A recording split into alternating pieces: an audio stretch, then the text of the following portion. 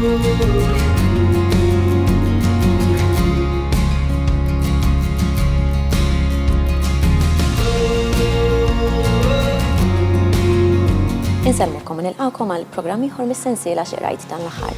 Magħna llum għandna lil Rita Saliba li sa ftit snin ilu kienet magħrufa l-aktar għal-letteratura mirata lejn iż-żgħar.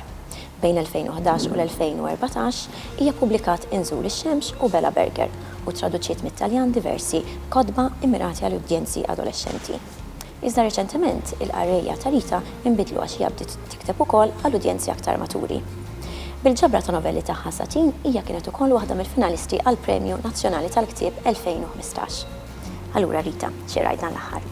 Mela, dan l-aħħar rajt Shadows of a Workhouse ta' Jennifer Wirth. Jennifer Wirth ma naħsibx li qatt ħolmot li se tikteb għax kienet infermiera u bdiet tassisti lil ommijiet biex iweldu. Fil-ħamsinijiet kienet tgħix fil-kwartieri ta' East End f'Londra li huwa kwartieri kien dak iż-żmien kien hemm ħafna faqar, mart, imwiet bejn ta' tfal. U l-workhouses li semmejt huma istituzzjonijiet li kienu jgħixu fihom ħafna minn dawn in-nies li kienu jgħixu f'East End. U ħafna minnhom min adatta l-ħajja ta' barra, min ma adattax, min mar għal-ħajja ħjar, bdiet tikteb fuq il-ħajjiet ta' dawn in-nies kienu jitħol f'djarhom. U hemm ħafna ħruxijiet ukoll, ġifieri hemm xhieda kważi xokkanti. Però fl-ebda mod ma tajt li dal-ktieb mhux miktub sabiħ għax jirnexxiela ssib minkejja dak l-ambjent imdallam ta' kriminalità. Wirth dejjem issib dak is-sabiħ fl-affarijiet is-sempliċi u li ħarġitilna l-karattri ta' dawn in-nies vera ħajjin. Isom isna qed narawhom.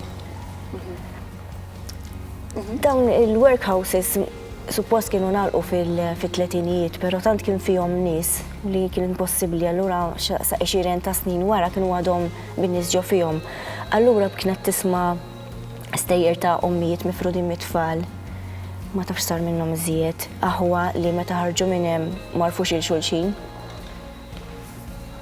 Ma tantx kien hemm stejjer ta' suċċessi, kienu ftit l-istejjer ta' suċċessi u s-sensittività tagħha għamlitilha n-narrattiva tagħha aktar mexxejja. Kienet bniedma ta' ħafna talenti, anke mużiċista kienet, ġifieri kienet wara li ħarġet minn infermiera għalmet il-pjanu, għalmet il-kant.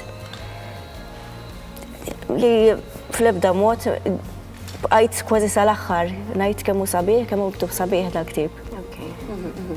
U rajt li xi kodba oħra tagħha huma fuq l-istess vena. Iva, jiena l-ewwel wieħed li qrajt tagħha kien Call the Midwife li mbagħad inħadmet serje televiżiva fuqha. L-ewwel episodju kien dedikat għaliha mietet fl-2011 ma tantx ilha li mietet.